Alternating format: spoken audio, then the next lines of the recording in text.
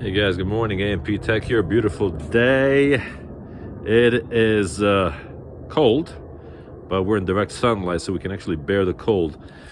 Now, here is a 2004 Mercedes W163 that check engine light came on. The check engine light came on, and your local friendly AutoZone, when you go there, will actually allow you to borrow their equipment and plug in to find out what the code is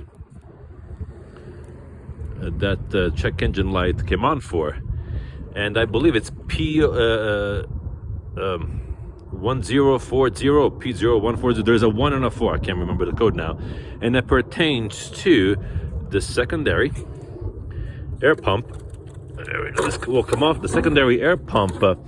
In other words, what it does is shoots air into your exhaust manifolds and enables your cats to get preheated so that they work more efficient. Here's your air pump right here, and this is your electrical lead. And not the CAS message, that's in the aviation world. Forgive me, guys. I'm in the aviation business.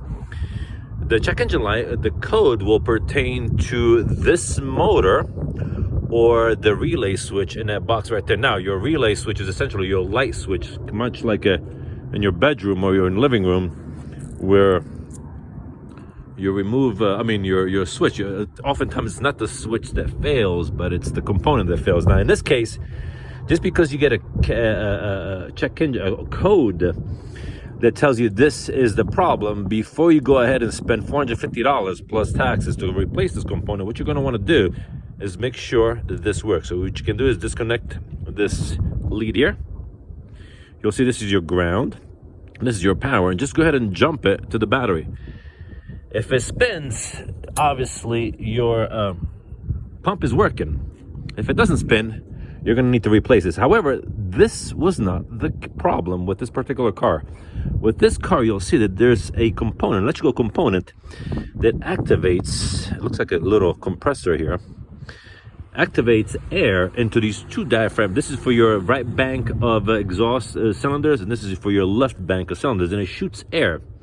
The problem with this car is you'll see that this vacuum hose back here was actually degraded to such a degree that it was cracked, and it was not enabling these diaphragm valves to operate properly, even though this was working, triggering a check engine light. So make sure this one works first.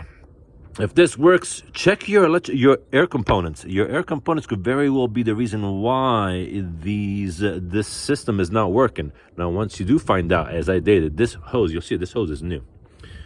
And you could pick one up for a foot long for like $2 at your AutoZone. So $2 will fix this message. That will fix this problem. However, you'll still need to get your